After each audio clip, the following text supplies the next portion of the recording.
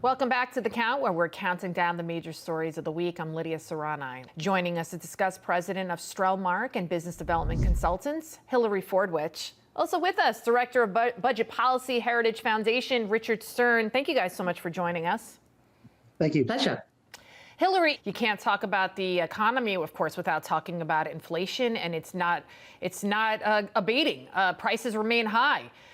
Inflation is sky high, raising the question, why is the Fed leaning towards cutting rates? Do you think the Federal Reserve is only engaged in this kind of talk because there's some kind of darker political motivation at work? They want to wait till September. If it was so dire, why not do it now? We know September, very close to the election. What do you think is going on here?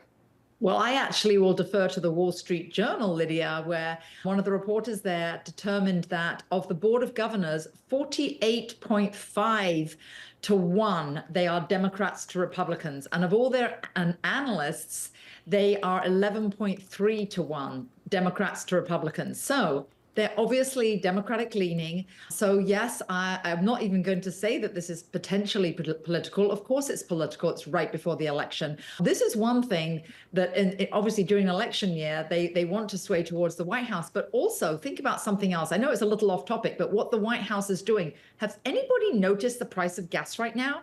It is coming down. Why? What has happened elsewhere around the world? Anything? Any more peace? No. Have we done any more drilling in the US? No.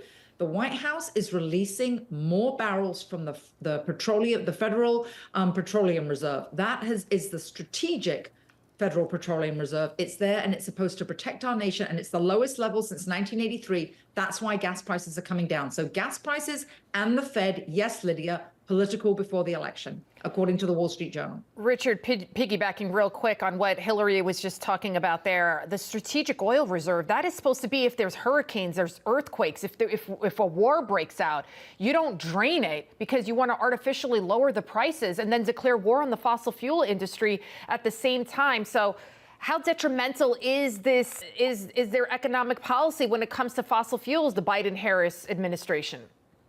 Oh, it's crushing. I mean, that's the foundation of the entire economy is energy. You literally need energy, not just to heat your home or turn the lights on, but literally to make every single product you've ever seen, touched, or used, you need energy.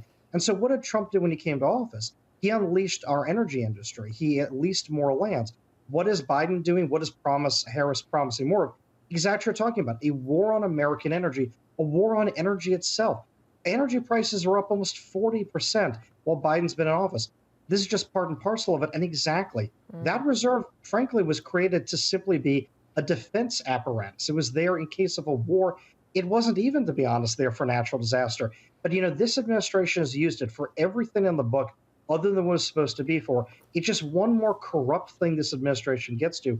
And gaming the Fed and the interaction of federal deficits to devalue your money is just another one of those.